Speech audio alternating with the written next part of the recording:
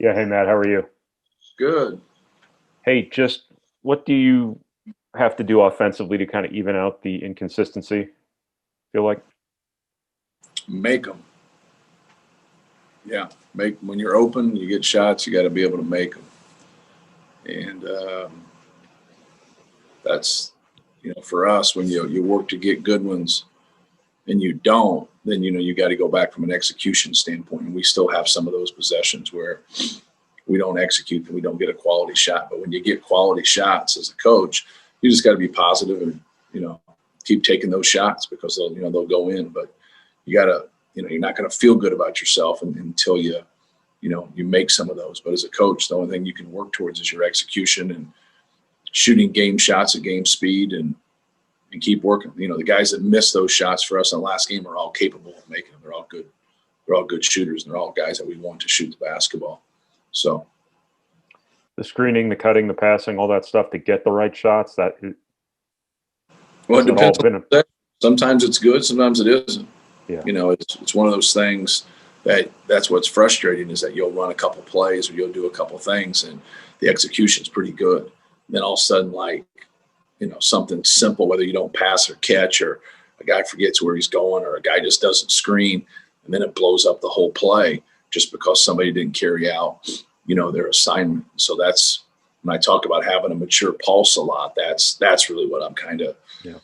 trying to be trying to be professional. And how do you say that when guys just forget what they're doing, or somebody just doesn't catch the basketball it's thrown right at their chest, or things like that. So we just got to keep working and plugging and be detail oriented. But we're fully capable of being a really good execution team. And when we do those things, we help our cause. When we don't, we put ourselves in binds. They did everything right in the last 15 seconds, except for make the second free throw, which turned out to be the best thing that could have happened to you. What kind of lesson can that be for your team? That hey, when we're locked in on the minutia, this is what happens. Yeah. Well, they just whether it was denying passes in the press Yeah, by two different people, it was executing a play when Travion got fouled. The second time Travion got fouled, the first time they called it, and then executing the last play. We're getting fouled in that play by two different guys, and we couldn't even finish our play because they just grabbed us. And Travion was smart enough because he was the finish of the play to bounce out of there. So it's great. They're winning plays. All those things I just mentioned are winning plays. Zach getting fouled on the box out, they don't call that. And him, not fouling and keeping the ball alive. And then Mason diving on the ground without diving on a body to get the ball, to get the jump ball. Like all those things are winning basketball plays. And it's great to see, yeah. and that's what you want.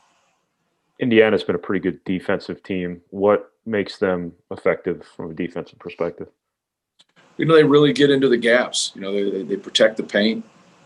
They're good on the ball. They put pressure on the basketball. They do a good job of containing the dribble. I think their guards have really done some good things out in space of not getting beat. It's not something that happens all the time. It's hard to play one-on-one basketball out in space a lot, but their guards have done a pretty good job with that. But if they do have some struggles, they're normally right in those gaps and making it hard for you to get the ball in the paint, whether that's by a pass or driving.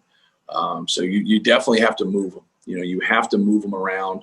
You have to kind of create your space and your areas to attack, because if you don't, they're just going to clog everything up and make it difficult for you.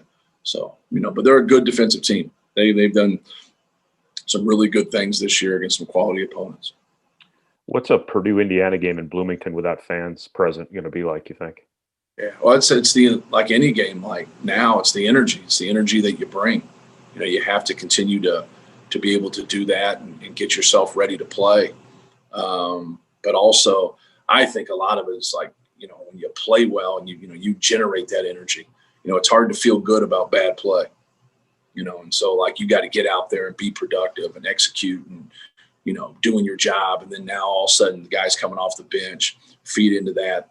Everybody on the bench, has life and is cheering for each other. And that's what it's about in this environment. And no matter where you're playing, whether you're playing here or not, without fans, I think that's more important than anything. Yeah. Just the last thing I wanted to ask you about is one of your players after the Michigan State game said that the scrum that you guys got the loose ball off of was a direct payout of your rebound war drill.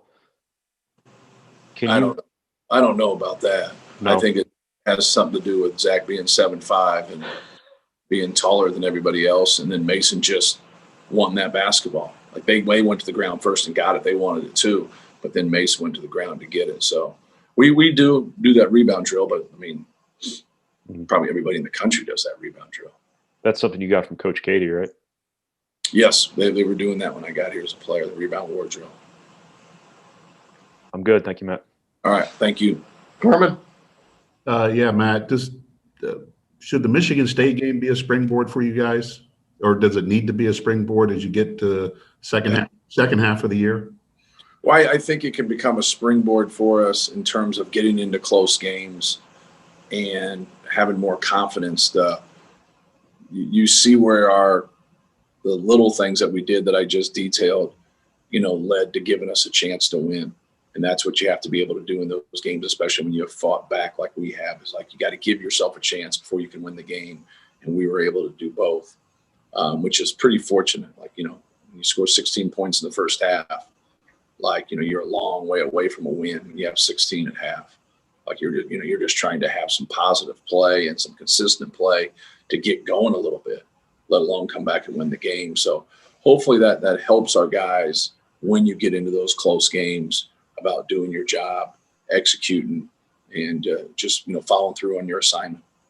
You guys have played a lot of road games here in the early part of the Big Ten season. I know there's no fans and it's a different situation and setting, but how much being road tested like this is helping you or can help you as you get a little bit deeper Right. in the Big Ten season? I think it can really help you because we get bad piece of our schedule was 4 out of 5 on the road, and now they take that home game away due to COVID, and now you have 4 straight road games. I mean, that never happens, and so we're going through something that's obviously a little bit different, but it's also not the same without fans, in my opinion.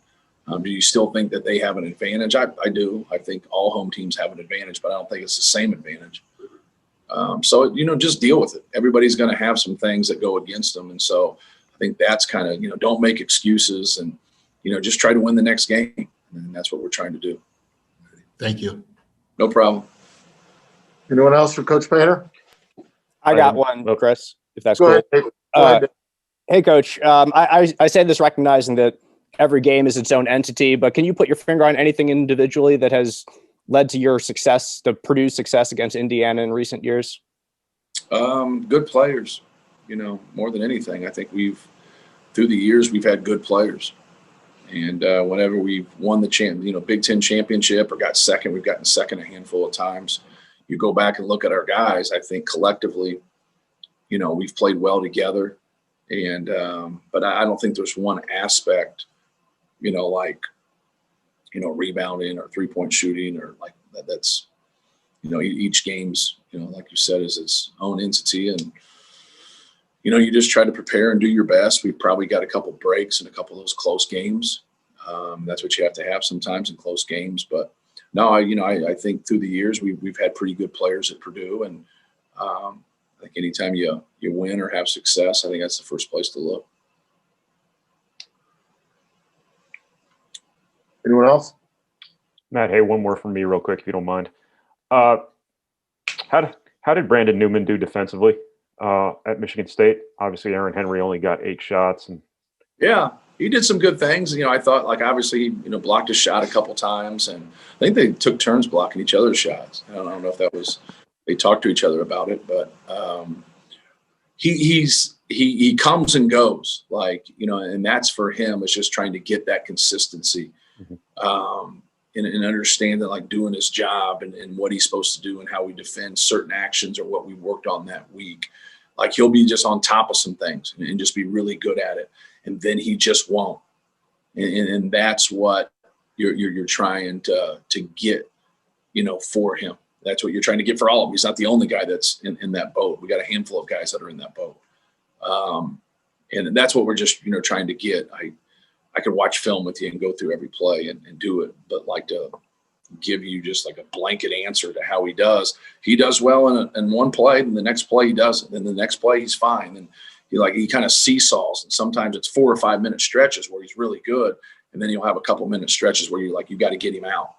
And that's what we're trying to have. Move to the next play is so important in our business, whether that's offense or defense or just collectively as a group playing. Like whether we got this right or we got this wrong, no matter what, you got to move to the next play. Like you can't have a celebration if you did something right, but you also can't hang your head and then not understand what you just did wrong. Because, sometimes doing something wrong is a great thing because you learn from it and you don't do it wrong again.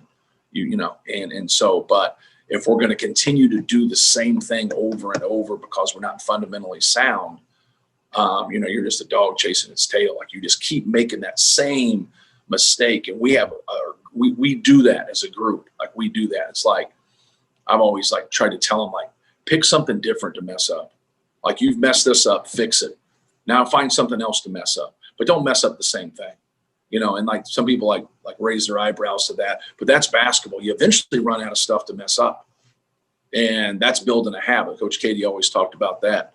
Like doing the right thing for 30 straight days is building. That's what a habit is. But you got to do it right every day for 30 straight days to build that habit. Well, if you're inconsistent right there, you're never going to build a habit. You're always just going to make some of those plays and mess up some of those plays. And that's where a lot of our young guys are, not just Brandon. That's where they are. And then some of our older guys get into that too, where they don't have that consistency with that. And that's what we're striving to get as a group, because we've all shown, whether it's a game or 10 minutes or a stretch of some sort, where we're doing what we're supposed to be doing. So the cat's kind of out of the bag there. Like we do it, but I think the problem that we have, or I have as a coach, is that you see that success and now you're like, okay, then why can't we do it every time? And that's just where the discipline comes in. We have to be able to have, that discipline to be able to do it every single time. And once we start to get that and build on that, I think we can see some separation. I think you'll see some separation within our program, but you'll also see some separation from other teams. If you don't do it, they're going to separate from you. And because the things don't get easier in late January and February and early March, this starts to get harder. And the people that are, a little bit callous and start to get, rough around the edges and build that toughness, those are the teams that are going to take off. And hopefully that, we're one of those teams. Thank you, Matt. Yeah, you're welcome. I got one real quick. Hey, Coach, can you just talk about what makes Indiana so challenging to guard, whether it's cutting guards or Trace Jackson Davis down low? What makes them a challenging guard for you? I would start with Trace Jackson Davis. Obviously he's a great player. He's very unique in his ability to handle it, drive it, get it off the glass, just make plays in and around the rim. And it's not something where he goes down and they anchor him either. They put him in different spots, whether he's on the wing, high, low, being the top guy or the bottom guy. In transition, he's dangerous, but they have, with Al Durham, Armand Franklin, some guys that can score the basketball. Race Thompson has been, vastly improved. I think sometimes you see that with guys that get more of an opportunity.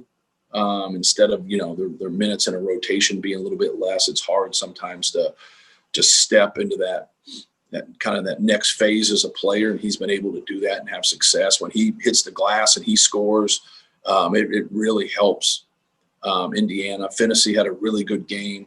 The last game, against Nebraska, he knocked down some shots that really helps them. And whenever guys, whether that's, Durham, or it's Franklin, or it's Finney, whenever those guys can knock down some shots for him, and Anthony Leal's now playing more, he obviously can shoot the ball well. It really helps them. It helps them have the balance. But when they're beating people on the boards and Trace is getting going and guys are knocking down shots, that's a real healthy recipe for them. And you just can't allow that. You got to try your best to keep them off the glass and keep them out of transition, and also just keep them in front of you. When they're constantly driving the ball and getting by you and you're in help, that's when those bigs are dangerous, whether they dump it down to them or they shoot it themselves, and then the rebound balance isn't very good. That's where they can really hurt you. But like any other game going on the road, like even though it's a little different. Like, you can't beat yourself, and you can't just let Indiana just do what they want in transition, do what they want on the offensive glass. If you are, then it's going to be a long night for you. So we have to be good, and Purdue can't beat Purdue just like any other game. But those are probably the most challenges. And there's they got other good players too. Like Galloway's a good player, Hunter's a good player. Like they got a good group of guys. They have some inexperience that comes off their bench. And you watch every game, like whether one of those guys pops in and does well, and the other guys are just okay. But that's what you get when guys play 8 to 15 minutes a game. You're not going to play well when you get in there for just a little bit of time. But when one of those guys does play well for them, that really helps them. It really helps them. Last thing for me, obviously, any road win in the conference is important. But what does a win in Bloomington do for you and do for your program? Speaking from past seasons and things like that, in terms of momentum. Well, just it helps you. We've been on the road for 4 straight games. This is our 4th straight game on the road, and so if we could get that and we split, the road swing the Big Ten put us on, then we split them. We get 2 out of 4. If not, it's 1 out of 4. It's it's a big difference, even though it's just one game. So it's now we're going to have more games at home coming up here after this one, and so hopefully that can help us. But no, you're just looking for quality play more than anything, and a win versus a team that I think is an NCAA tournament team. And so I think Michigan State's an NCAA tournament team. So the more you want these opportunities, and in our league this year, there's a lot of them. But it's also, it's a tough task trying to get a win no matter where it is. Thanks.